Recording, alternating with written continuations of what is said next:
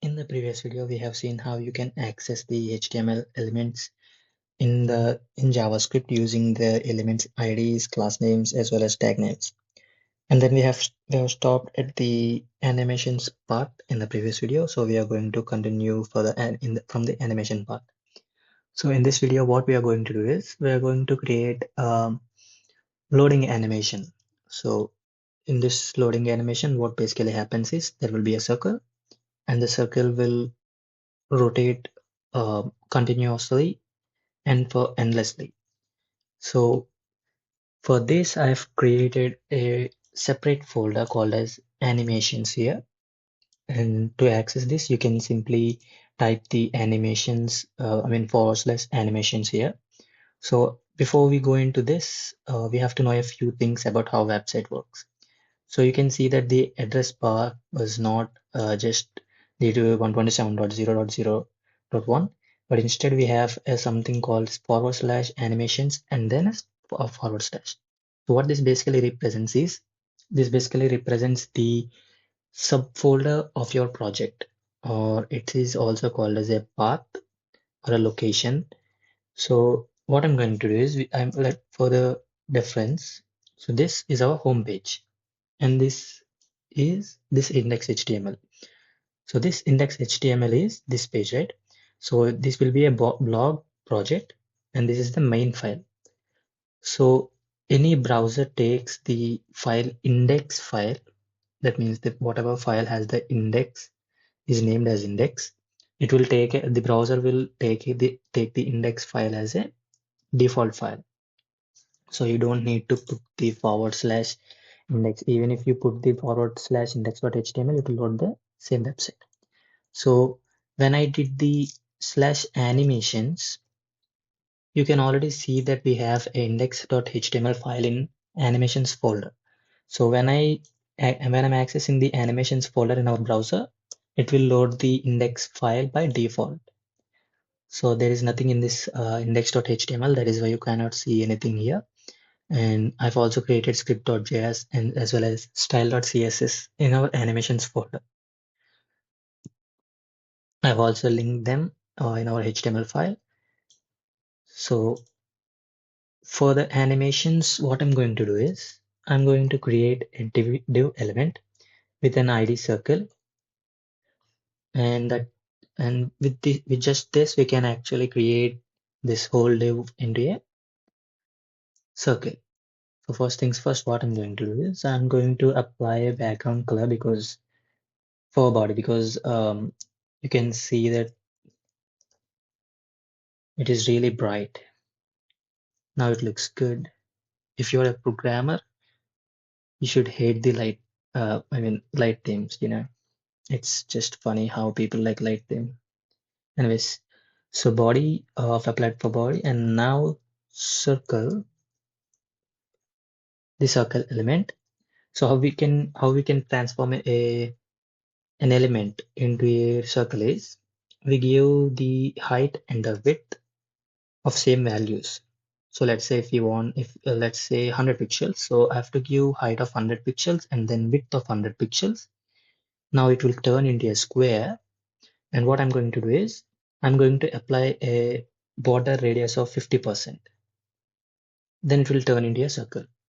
If you don't know what border radius is, I've explained what a border radius is in the previous video. But if you want to watch that video, you can watch that video. Or to say it simply, what border radius basically does is it will smooth the corners, or you can say it will curve the corners of your element. So let's take a height of 100 pixels and width of 100 pixels, and then border radius of 50%. Now you don't see any cube there or circle there because we didn't apply any background color or any borders or something. So I will apply a border of, let's say, 2 pixels of white color. Now you can see that we got a circle. So you can also observe that when applying a color for our border, we have to use this keyword called solid. There are many other keywords which we can actually see in the DevTools. So we've also seen how you can access the DevTools before. So all you can do is you have to right click on your browser and go to inspect, or you can click on F12 to open the DevTools. So after opening the DevTools, you can see that our styling appears here. Or if your browser might show something like this, if I'm not wrong. If it shows like this, it's perfectly fine. So you can just drag this up if it shows like this. So now inside this circle, so this is the styling for our circle element. So all I will do is I will click here, and now I will search for border. So when you click on the border, you will get a lot of properties which you can use in the CSS. So first one is border, border block color, border end, and so on. There are a lot of things, and you can basically go for everything, and you will notice the difference.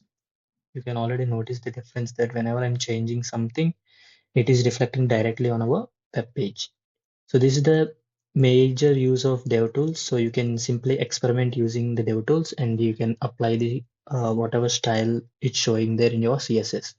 So for example, if I want to change the color of the border top, let's say border and top. So now you can see that we have a border top, right? Now all I will do is, so let's say red. Now you can see that it applied here, but the style didn't update here. So all I can do is I will just select the text inside this. I will copy, and then I can simply paste it here. So this is the major advantage of DevTools, which is the developer tools, Chrome developer tools. And this is available for all the computer, I mean, all the softwares and all the versions of the Chrome and other browsers as well. So you can experiment on any property inside this. Even the flex and grid layouts can also be accessed in the DevTools, and I use these DevTools a lot. So let's close this, and now we have a circle with a red border top and border color of white. Now what we are going to do is we have to rotate it. For this, I'm going to use animation property. So there is a shorthand notation for animations, but I'm going to explain it elaborate, and then we will turn this different animation properties into a single animation property. So for this, let me name the animation name as loading. You can give any name for the animation name because it is your preference. It's not a rule to match you know the purpose of the animation. I'm just giving a random name, or we are creating a loading. So I just gave the name as loading animation. Now there are other things like animation duration. So these are the basic things required for the animation, right? So animation name will say what the animation name is, which is useful for creating the keyframes, which we are going to see in this video. And then animation duration is how much time the animation should run. And then animation iteration count. So animation iteration count is nothing but how many times the animation should repeat itself. So if I say 5, it will repeat 5 times of 1 second, and then it will stop. So I'm going to show you the difference of everything. So these are the basic things we just need for creating an animation, which is animation name and animation duration. And if you didn't give the animation iteration count, it will only run for one time. So animation iteration count, you can give, or you can also leave it as it is. So for creating the animations, what we are going to do is, in the previous video, we have seen media queries. In the past two videos, we have discussed how you can create the media queries and how you can style the your page for different mobile screen, I mean, different screens. So in the same way, we have something called @keyframes. The keyword is @keyframes. Um, so inside these keyframes, we will define the styles at different time slots. Well, let's see how this basically works. So you might have heard about the keyframes. The word keyframes basically tells the a lot of things about a certain object or some certain thing at a certain point of time. So you can just give the whatever value you want to animate at a certain point, and then you go to the another time point, and then you will record the movements. Well, keyframes is just not a web development thing or front end thing. It basically in any animation thing. If you use Blender or if you use Unity or anything, so the key you listen this keyframes word a lot because animators use keyframes in almost anything. I mean, animating anything. So in CSS, we use the keyword @keyframes followed by the animation name. So in this video, I mean in this animation, the name we gave is loading. So if you will open the curly braces as usual, and now we can give the keyframes in two ways. The first one is using a from and to. So when you use from and to, we basically have the starting and the ending point. That means it will go from the starting whatever style you gave, and it will end at the whatever style you gave in the ending point. So when you have only two changes in your animation, you can simply go for one and from and to. But if the animation contains um, you know, different animations like different positions or different rotations or something, then you can go for the another method. So let's see from and to method. So I will just create the from and then curly braces. And now what we are going to do is we are going to rotate the circle. So transform, rotate 0 degrees. So from is basically the starting point. So at the starting of our animation, everything will be ideal. So the circle, whatever we created at the starting point, it won't rotate at anything. So it will be at 0 degrees. And to transform, rotate 360 degrees. So now you can see that it is rotating itself, and it stopped after completing a 5 rotations because we gave animation iteration count to 5. So to make it run infinitely, I mean endlessly, we simply give infinite. The count if we give the count infinite, it will rotate endlessly and continuously. Now what we have to do is, so we have seen from and to, so there is another one which is the percentage. So we will select different time slots in the 100%. Let's say our animation, whole animation is 100%. And like something like if we take the animation duration is 1 second, and if we take this 1 second as a 100%, and then we will divide, I mean, we will define our styling at different percentages. That means we will select a timestamp, and then we will apply whatever style we want in that particular timestamp. For this, let's say, so when we used from, that means it is at 0%. So if I do transform, rotate and 0 degrees, I'm gonna give the same things, and then 100% transform, rotate 360. So you can see that it is same as from and to. So what's the big deal about this? In from and to, you can only apply the whatever style you want at the starting and at the ending. But when you use this percentage style, you can select whatever percentage you want. So for example, if I want to do it as a like 4 parts, I can simply do 0% and then 50%. I will apply for 50% and then transform, rotate, let's say 180 degrees. And then you can see that the animation was changed. So if you apply these same thing for multiple percentages, and if you decrease this difference between these percentages, then the animation will be even more smoother. So if I show you how that basically works, transform, rotate, let's say 90 degrees. And then in here we will get 75%. Then transform, rotate to 70 degrees. Now you can see that it's changing and changing and changing, and when the step size is decreased, it will become even more smoother. So I'm gonna use the from and to, because it's a simple animation. So from transform, rotate 0 degrees, and then do transform, rotate 360 degrees.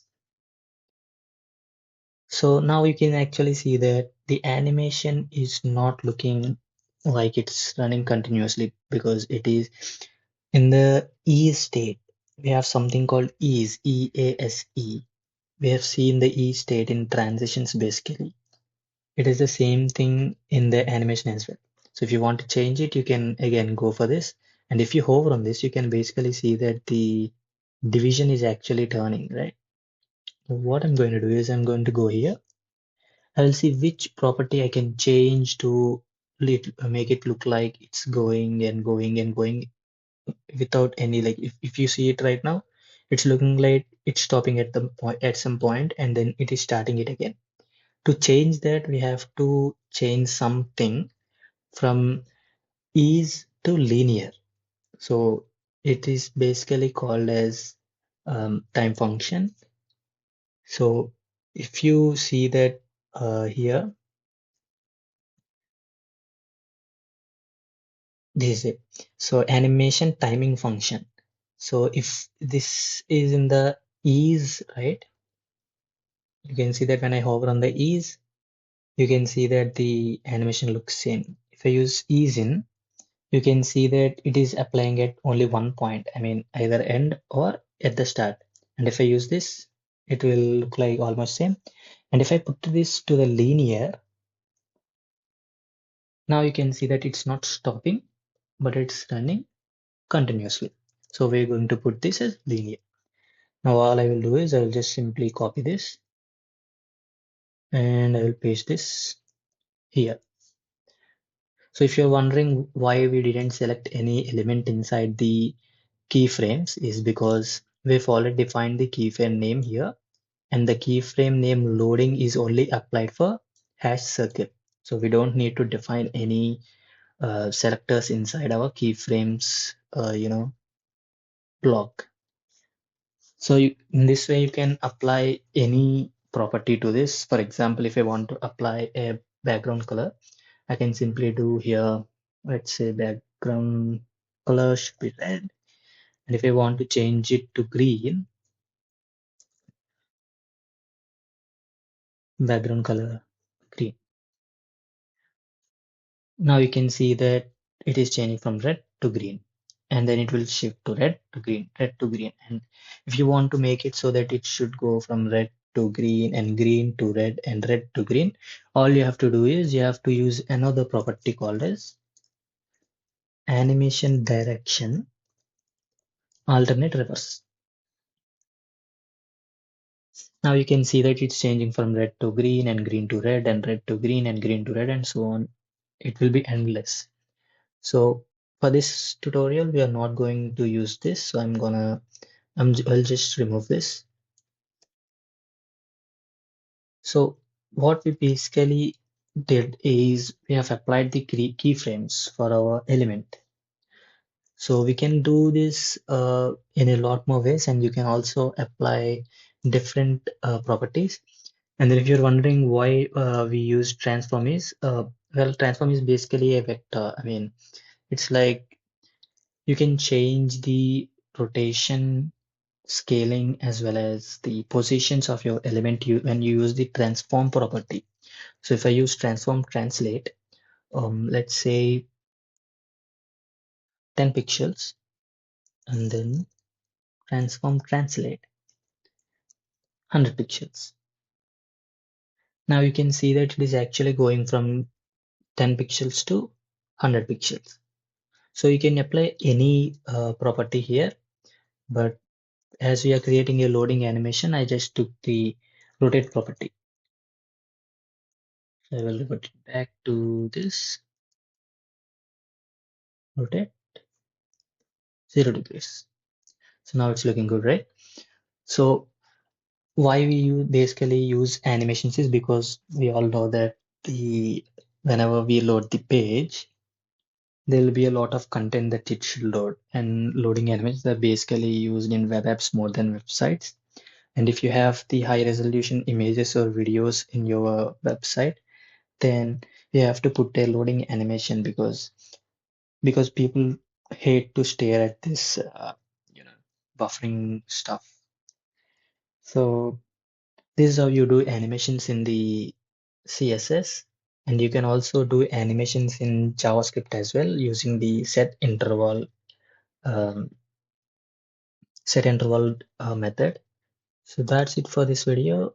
We have only seen how you can apply the animations in this video and how you can basically use your Chrome DevTools to test your project.